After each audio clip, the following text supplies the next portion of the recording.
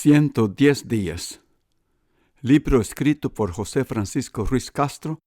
Narrador José Francisco Ruiz Castro. Capítulo 14. Otra escalada. Antes de la experiencia escalando la Malinche en Puebla, México, Gustavo y yo habíamos tenido otra con los seminaristas del Seminario Juan 23 hacia la cima del volcán de Santa Ana, El Salvador, dirigida por el padre Chus, nuestro rector.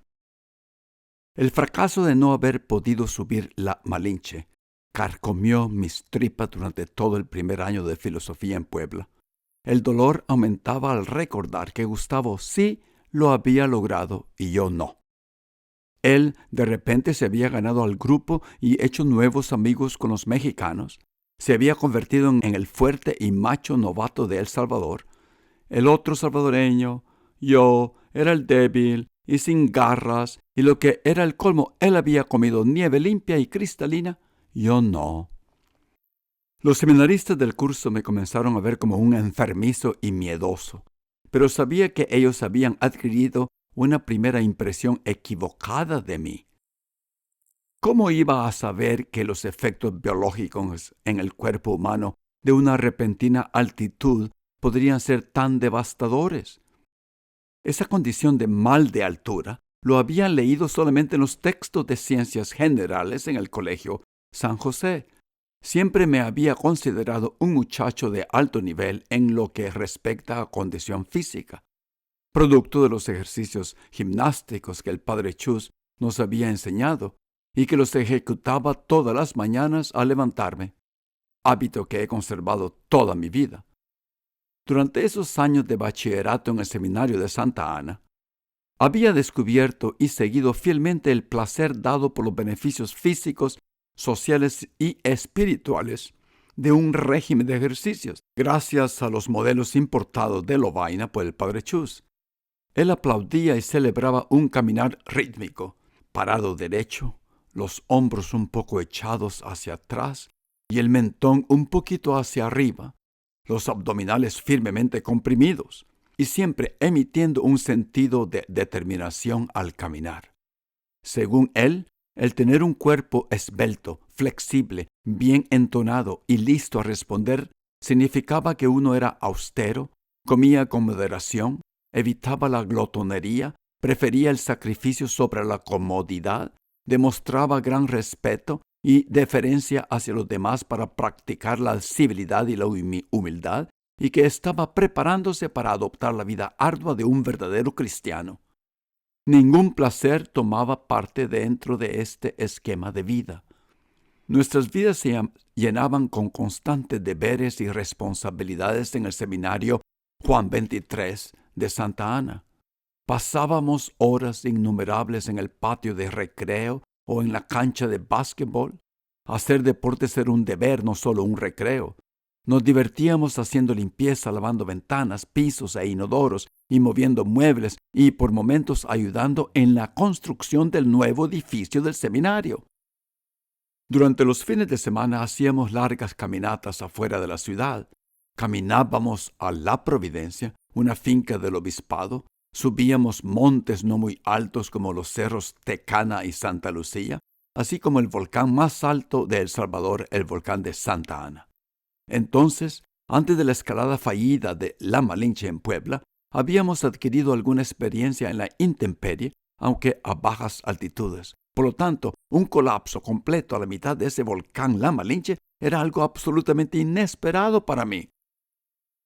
El fracaso de la Malinche hizo que recordara el éxito obtenido en la subida al volcán de Santa Ana como una manera de sanar mi ego adolorido, puesto que fue una de las escaladas más memorables de los años del seminario Juan 23.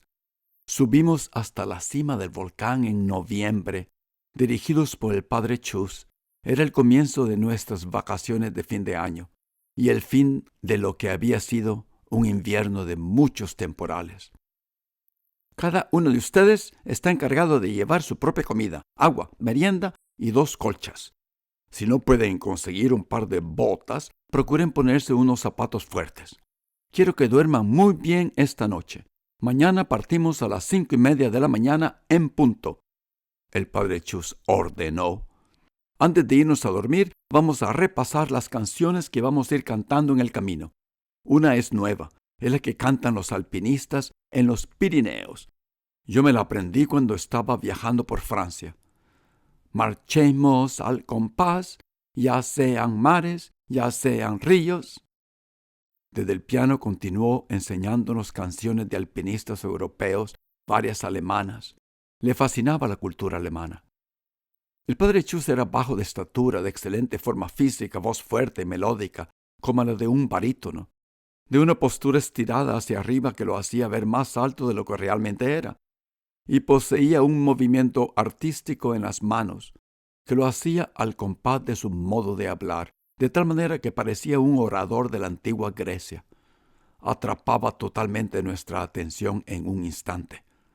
Sus destrezas conmovedoras de persuasión habían llegado a movilizar la ciudad de Santa Ana. Los domingos, recién llegado de Lovaina en 1963, cuando él celebraba misa, catedral se desbordaba de feligreses esperando ser inspirados con un deseo de mayor ardor religioso al oír sus sermones llenos de metáforas, alegorías, alusiones bíblicas y nuevas corrientes religiosas. Él había pasado varios años estudiando en la Universidad Católica de Lovaina, donde se había graduado con honores. Hablaba 5 idiomas. Leía perfectamente el latín, el griego y arameo del tiempo de Jesucristo. Escribía canciones, himnos, marchas y canciones religiosas para el seminario. Tocaba el piano a un nivel avanzado. Dirigía el coro, escribía poesía y obras de teatro. Y publicaba artículos acerca de las implicaciones filosóficas y teológicas suscitadas por las reformas mandadas por el Concilium Vaticanum II en 1963. Mis ojos se humedecieron hace poco. Bueno, tal vez no hace poco. Cuando, sin querer, me puse a mirar un video en YouTube que presentaba la ceremonia de beatificación de Monseñor Romero, donde asistieron miles de salvadoreños, católicos y de otras religiones, acompañados por presidentes y vicepresidentes de algunos países, en campo abierto, cerca del monumento de El Salvador del Mundo en San Salvador. De repente apareció la cara del padre Chus. Cuando más viejo está, ¿ves? Con su pelo blanco, ralo, mostrando una frente amplia, leyendo con anteojos de aumento la traducción en español del documento en latín firmado por el Papa Francisco, proclamando a Monseñor Romero un beato de la Iglesia Católica. Le puse una atención particular al timbre y entonación de su voz, como si tratara de entender las intricaciones de un bel canto de ópera, y me transporté a los años del seminario menor. Su retórica permanecía vigente, sin disminución, tal vez hasta mejorada con un tinte de gravitas. Quise saber si todavía pronunciaba la letra C a la española, como había insistido que la pronunciáramos. Esa es la única letra que los españoles pronuncian bien, le gustaba decir. Su voz no había cambiado después de tantos sermones. Justicia, él leyó en el video, pronunciando la letra C de manera impecable, no como una S. Él no había cambiado. Siempre pensé que no había nada que no pudiera hacer. Quería llegar a ser como él cuando me ordenara de cura. Era mi héroe. Dormí profundamente esa noche. Llegó la madrugada sorprendiéndome. Como todos los días de la primera semana de noviembre en Santa Ana, la humedad y las temperaturas altas se habían disipado completamente. La brisa fresca, que se filtraba por los bosques de las faldas del volcán, bajaba hacia la ciudad, despertándola. Mis pulmones se vigorizaron con los olores profundos de azahares, bugambillas y eucalipto. Nos sentíamos nerviosos, moviéndonos involuntariamente como caballos en sus establos, ansiosos antes de ser ensillados para un largo camino. En la acera, justo fuera del seminario, bajo la luz rojiza y medio anaranjada de la madrugada, asumimos nuestras posiciones habituales, en una formación de 2 en 2, divididos por grado académico que aproximadamente correspondía al tamaño de nuestra estatura: pequeños, medianos y grandes. Los del quinto curso eran los últimos, y los de primer y segundo curso encabezaban la marcha. El seminarista líder, denominado prefecto, junto al padre Chus, eran los dos últimos, dirigiendo desde atrás la expedición. Gustavo evitó ser mi pareja de caminata, pues en ese momento todavía no habíamos establecido una sólida amistad. Se aseguró de alinearse junto a Manuel Torres, formando la pareja detrás de mí. Él resentía aún mis actitudes urbanistas, muy ajenas a sus antecedentes pastorales y agrícolas, que veía a Torres como su semejante. Para los campesinos de las montañas del norte de Metapán como él, desplazarse casi trotando entre los montes pedregosos durante 3 o 4 horas era parte de su rutina diaria. Era comprensible que alguien de ciudad como yo no podría aguantar tal régimen. Era evidente que para él la escalada del volcán era algo muy fácil de lograr, y yo solamente le serviría de estorbo como pareja de viaje. Rápidamente, el grupo asumió el ritmo de caminata habitual de seminarista, que era rápida, decidida y enfocada, como si se estuviera avanzando en contra de una fuerte oposición. Han pasado más de 50 años, y no he podido cambiar ese estilo de andar en mi vida.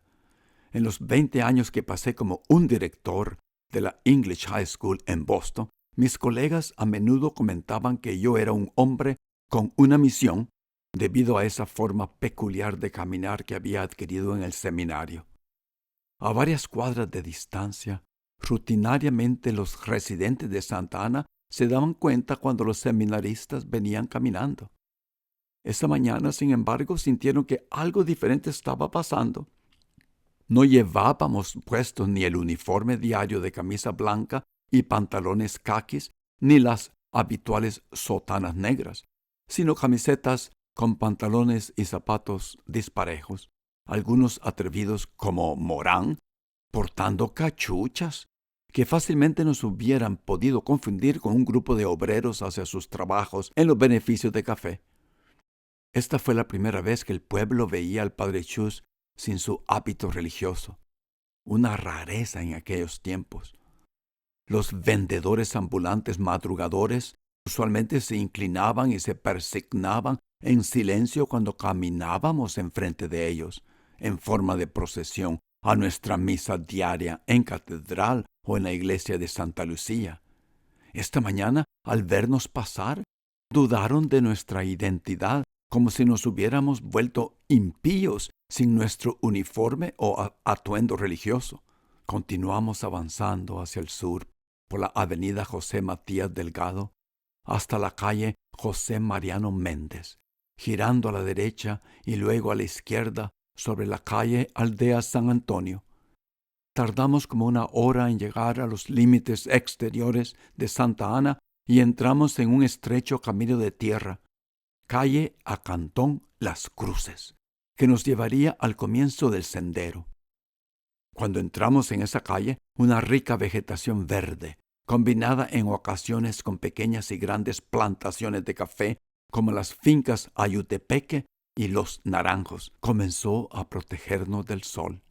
Muy poco característico en los primeros días de noviembre, de repente nubes oscuras se formaron sobre nosotros y sin previo aviso explotaron en una tormenta oscura, justo cuando comenzábamos a ascender las faldas del volcán, convirtiendo rápidamente el sendero en un camino con algunos tramos duros y resbaladizos y otros fangosos y pegajosos. Ninguno de nosotros portaba paraguas ni capa contra la lluvia.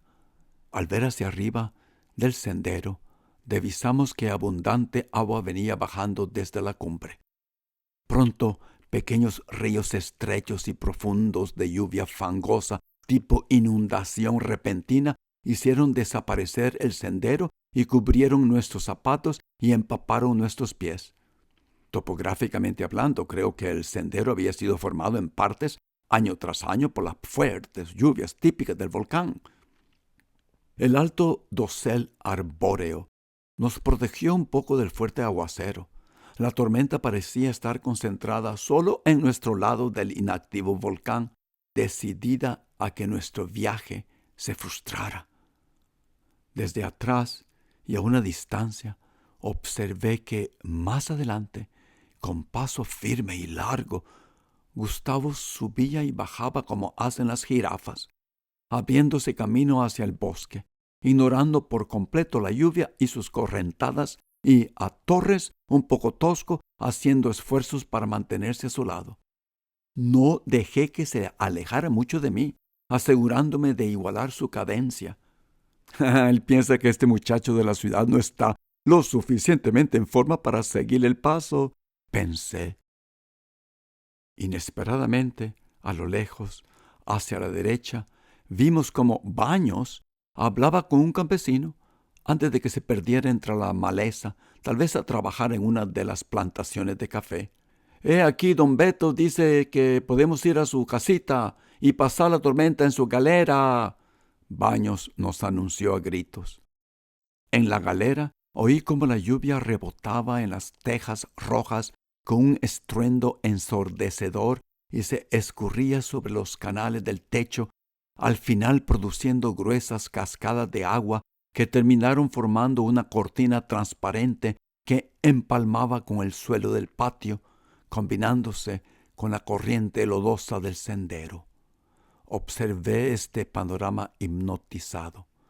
El olor de la tierra oscura y fértil, empapada de hojas, me calmó. La esposa del campesino nos ofreció tortillas con sal, lo único que tenía a mano, mientras nos preguntábamos si el padre Chus nos haría continuar bajo la tormenta. La debilidad física nunca fue permitida en el seminario. Uno tenía que sufrir siempre. Gustavo se las arregló sin pena, así como lo hacía tal vez en su cantón San Juan Las Minas, para devorar 4 tortillas gruesas. Yo, muy penoso, me comí una. La tormenta torrencial y oscura, como muchas de ellas lo son, demostró ser transitoria, pero dejó pozos profundos a lo largo y al lado del camino y transformó la capa de tierra oscura y fértil en una pendiente mucho más resbaladiza, blanda, pegajosa y fangosa. Nuestros cuerpos despedían un vapor blanco a través de las camisetas que se secaban gradualmente. A medida que ascendíamos a la cumbre del volcán, usando el lado norte, pronto nos dimos cuenta de que, bajo la espesa copa de árboles de la selva, el barro desaparecía gradualmente. Luego nos encontramos en una nueva capa marrón oscuro de hojas muertas, árboles caídos, helechos, musgos, rocas volcánicas y todo tipo de vida vegetal que cubría el camino como una alfombra inestable llena de obstáculos. Disminuimos nuestro andar con cuidado. La temperatura poco a poco bajó de unos húmedos 30 grados a unos refrescantes 15 grados. Estábamos a medio camino del volcán cuando el padre Chu se detuvo de manera repentina. Se paró sobre un tronco musgoso y con voz alta nos ordenó que nos detuviéramos. Luego extrajo sin esperar una botella de un rojo oscuro de su mochila. La destapó, nos mandó que hiciéramos una cola y comenzó a distribuir un trago de whisky a cada uno de nosotros, usando el vasito de su cantimplora, como dando la comunión. Nos quedamos horrorizados al ver la oscura, marrón y gruesa botella de vidrio sostenida por su pequeña mano. Esto los va a calentar y les dará fuerzas para seguir hasta la cumbre, dijo. Probablemente él se estaba acordando de las veces que subió por los Alpes durante sus vacaciones de verano. El alcohol nunca fue parte de nuestras vidas de seminaristas. Por supuesto, él bebía vino durante la misa, pero nunca se me ocurrió probarlo, aunque tuve la oportunidad de hacerlo cada vez que acolitaba en la misa, al terminar caminando de regreso a la sacristía. En esos momentos podía haber bebido todo el resto, solamente por picardía, pero nunca lo hice. Manuel Torres lo hacía todo el tiempo. A la mitad del volcán, el dulce y amargo trago de whisky, legalmente permitido por el padre Chus, me secó la boca y calentó mi cuerpo mientras suavemente bajaba a través de mi esófago. Pero no sentí ni más fuerza ni entusiasmo por seguir escalando. Me hubiera encantado tomar un par de tragos más para seguir con el experimento y ver si las cosas cambiaban. Esta primera experiencia con un licor fuerte, como el whisky, no me impresionó. No le vi el chiste. Era un poco pasado el mediodía. La lluvia había cesado totalmente. A través de las oscuras sombras de la copa de los árboles podíamos ver que el cielo se había puesto más azul.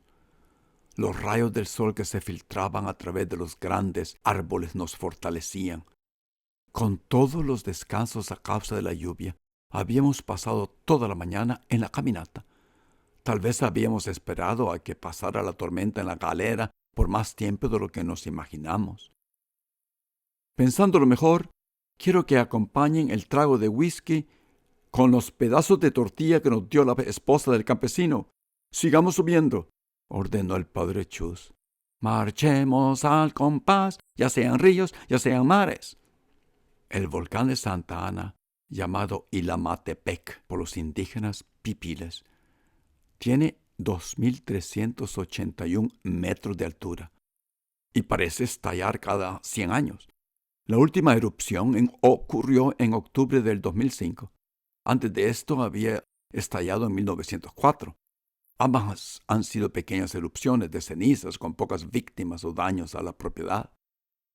La oligarquía de El Salvador se apoderó de las faldas del volcán al principio del siglo XX para plantar café Bourbon de mediana altura, producido principalmente para su exportación a Holanda y Alemania.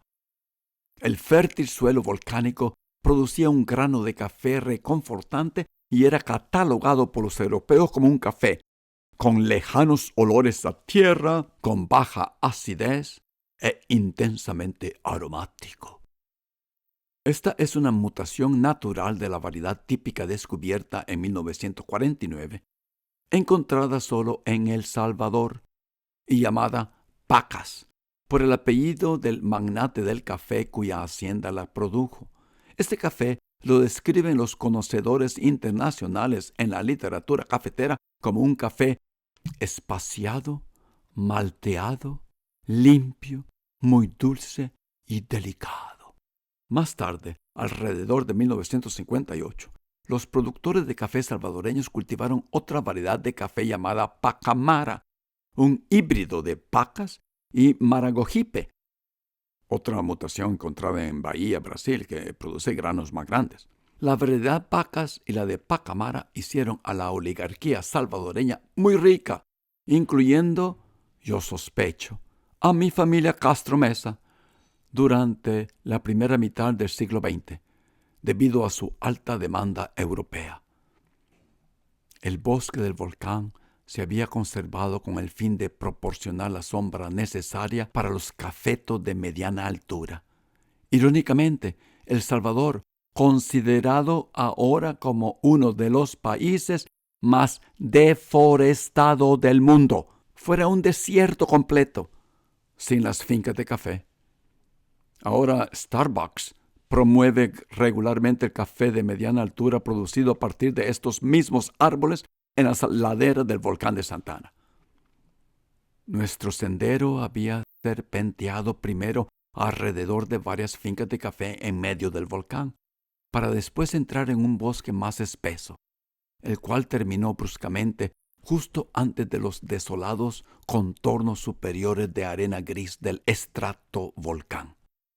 Un rápido manto de espesa neblina sulfúrica ondulaba desde la cima. Continuamos en una sola línea hasta que llegamos al borde del cráter y nos detuvimos para formar pequeños grupos para observar el paisaje, mientras buscábamos un área apta para acampar. Gustavo y Manuel Torres se acoplaron con los grandes como Celada, Mengíbar, Castro, Baños, Cuellar y Velasco. Yo me quedé con los medianos como Hernández, Girón y Aguirre. La espesa niebla pronto hizo invisibles tanto el suelo como el cráter, e inmediatamente perdimos cualquier punto de referencia física y algunos de nosotros, empezamos a balancearnos mientras caminábamos con pasos inciertos. Por un momento perdimos nuestra brújula interna y no podíamos localizar dónde era arriba o dónde era abajo, y en medio de una desorientación completa, sentí con vértigo como si estuviera flotando en el cielo en medio de nubes grises, restos de la reciente tormenta. Se escuchaban las voces de los demás compañeros como viniendo de un eco, pero no podíamos ver sus rostros y errábamos en las distancias entre ellos y nosotros. Sus caras aparecían y desaparecían fantasmagóricamente a través de la niebla, y varias veces nos chocamos dándonos cabezazos. Después de un tiempo de esta situación angustiosa, nos echamos todos a reír nerviosamente, sincronizando nuestras risas. El padre Chu se preocupó mucho y nos ordenó que nos cogiéramos de la mano en pequeños grupos y nos sentáramos donde estábamos para esperar que se despejara la niebla. Según sus cálculos, la niebla desaparecería a medida que se acercara la noche y se levantara la media luna.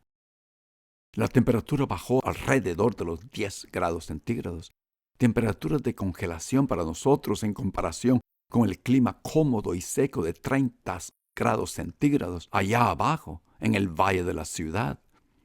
Me quedé lo más cerca posible de donde empezaba el bosque y, sin saber exactamente la razón, con un ojo en el paradero de Gustavo. Unos seminaristas grandes que temían caerse en el abismo del cráter cautelosamente decidieron unirse a mi grupo.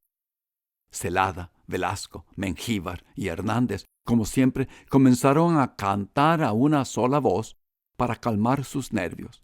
Todos nos unimos y cantamos de manera instintiva para contentar nuestros corazones, y nos pareció que pasamos así varias horas. Llevábamos en nuestras cabezas una colección de muchos cánticos de iglesia y otras canciones clásicas que podíamos cantar espontáneamente en diferentes momentos y ocasiones. Vivir en el seminario era como estar en un campamento de verano religioso, académico y deportivo, solo que las canciones estaban escritas en una variedad de idiomas europeos. Comprensiblemente, la mayoría de las canciones estaban en latín y español, algunas en alemán, italiano y francés, todas enseñadas por el padre Chus y ocasionalmente por otros recién llegados de la Universidad Católica de Lovaina, que vivían temporalmente en el seminario esperando su ordenación para después ser enviados a sus asignadas parroquias como el sacerdote principal o como ayudante de un sacerdote más viejo.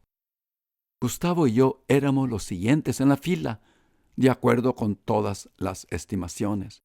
Por esa razón, sentí que era muy apropiado aprender de memoria todas las frases en francés pronunciadas por el cura llamado Chele Walter Guerra al dirigir el coro. Voilà, écoutez bien, ce n'est pas comme ça, avec sentimiento, más fuerte, ralentissez. Eso me hacía pensar que yo hablaba francés.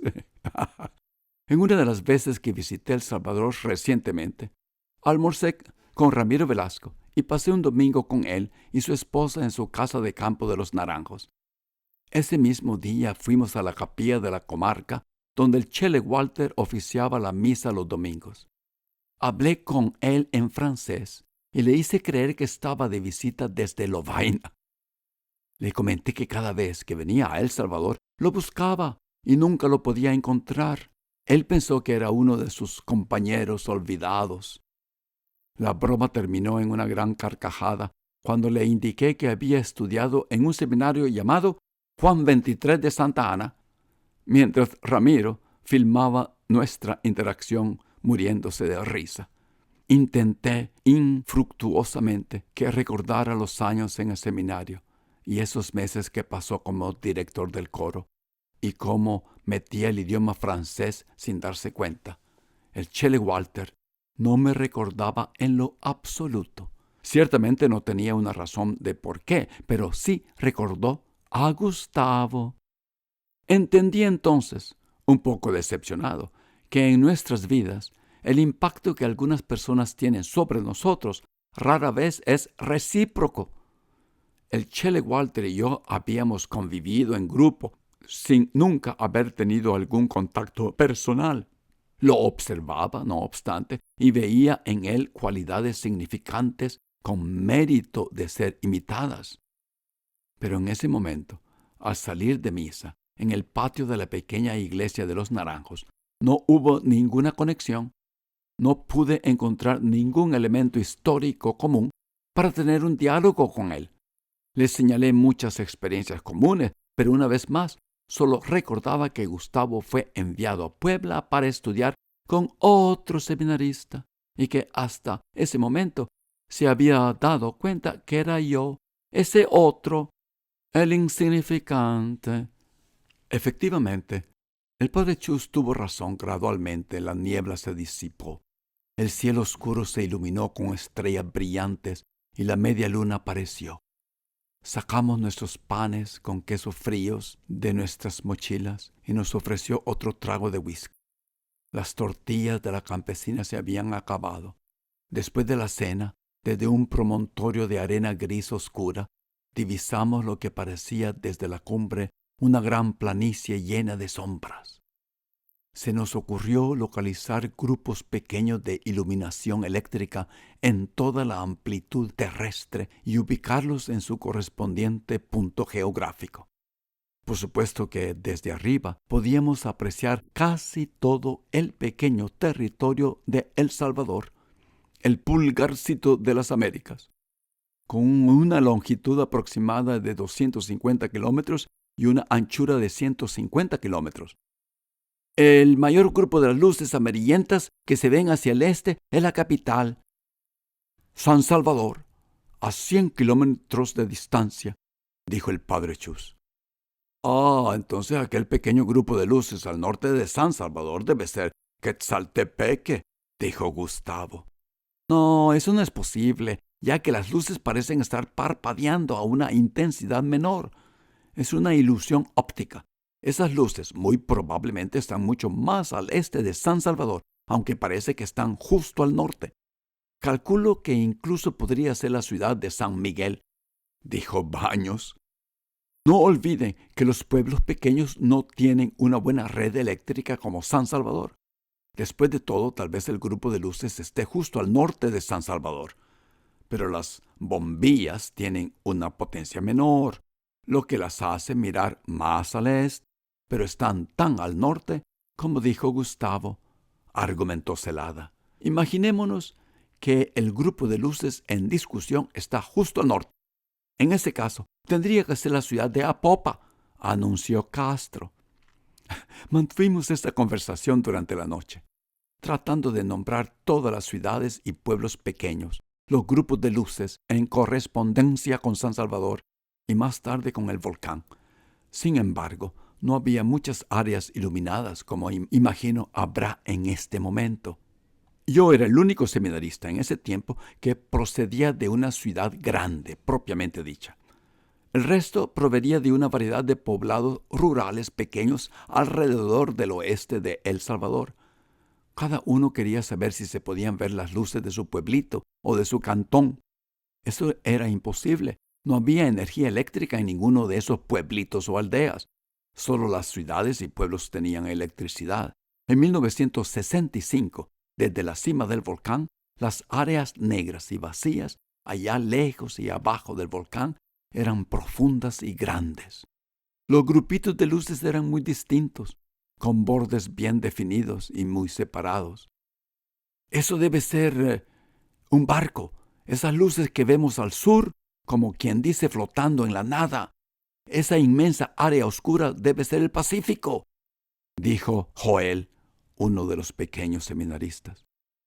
No me digan que desde aquí se puede ver el Pacífico, exclamó Israel, el hermano del padre Camilo. Aunque soñolientos y exhaustos, algunos ya cabeceando, todavía queríamos seguir despiertos. La vista era espectacular.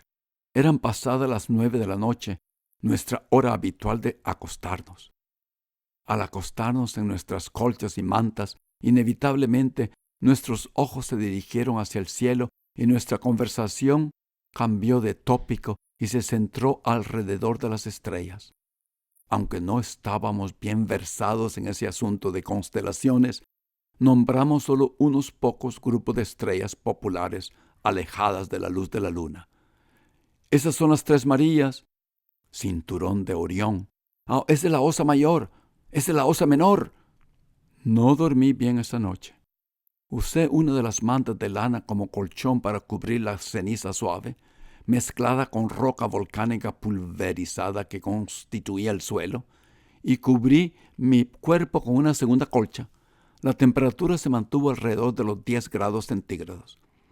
A no estar acostumbrados a un ambiente frío, decidimos calentarnos arrinconados en pequeños grupos. No había viento. No nos dimos cuenta de lo peligrosamente cerca que estábamos del borde del cráter cuando dormíamos. Un sonámbulo de nosotros se hubiera hervido vivo cayéndose en el cráter.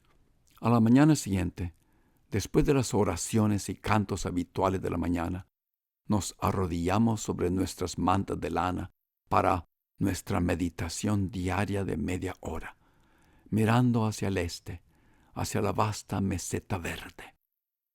Las tortillas frías y el queso rancio que había sobrado nos sirvieron mucho para calmar el hambre. El agua con un olor sulfúrico no hizo nada para calmar nuestra sed. Poco después del desayuno, instintivamente nos dividimos en pequeños grupos para explorar el cráter, mirando hacia abajo desde los bordes. Algunas piedritas se desboronaban y rodaban hacia el agua verde de azufre del cráter, emitiendo ruidos de clic que se desvanecían gradualmente en su caída. ¿Qué tan abajo está esa laguna verde en el fondo?, preguntó Castro. No puedo juzgar la distancia. ¿Está muy lejos o frente de mis ojos? Las orillas del cráter pronto se volvieron demasiado estrechas para continuar nuestra exploración. Decidimos regresar al campamento. El padre Chus nos había dado rienda suelta desde que llegamos a la cima, confiando que nuestro buen juicio nos alejaría de todo peligro. No tengo ninguna memoria de él en ese transcurso de tiempo, ni al atardecer, ni en la hora de comer, ni durante la noche. Creo que se aisló de nosotros. Tal vez se tomó toda la botella de whisky, o se metió de regreso al bosque para dormir. «Venga, vamos, empecemos a bajar, ya es hora de irnos», ordenó él. Tan pronto como entramos al bosque, en el camino de regreso, disolvimos nuestra rutinaria formación de fila india y Gustavo, uniendo fuerzas con Celada, velozmente me pasó por la izquierda, empujándome con fuerza para que saliera del camino. Me di cuenta de que no iban caminando modestamente, sino saltando y trotando alrededor de obstáculos. Implícitamente, una competencia había empezado. Rápidamente sacudí el cuello para mirar hacia atrás, evaluar el panorama detrás de mí y entender lo que realmente estaba pasando. No había órdenes de Padre Chus. Arriba, más allá de la sombra de los árboles, noté que Raúl Hernández e Israel Girón se precipitaban hacia mí como locos. Esto corroboró que había comenzado una carrera no anunciada hacia el valle, que toda cortesía y obediencia a las órdenes o la adhesión a cualquier código de honor estaban suspendidas. Raúl e Israel, casi volando, pasaron a mi lado gritando órdenes y advertencias de peligros que se avecinaban hacia ellos. «¡Roca! ¡Tronco! ¡Rama caída! ¡Charco!». Saltaron bruscamente sobre helechos, troncos, raíces crecidas de agua y rocas como gacelas que huían de las garras del león y desaparecieron rápidamente cuesta abajo en la jungla. Recapacité por un instante y, siguiendo un instinto animal, decidí acoplarme a la estampida. Inmediatamente me lancé a la casa de la cola, temiendo por un lado que los seminaristas más jovencitos, los menores, los pequeños, me humillaran sobrepasándome. Por el otro lado, no podía dejar que el intrépido y flemático de Gustavo demostrara su superioridad campestre al ganar la carrera. Tenía que tomar todos los riesgos posibles para derrotarlo. Sin saberlo, Gustavo era mi motivador.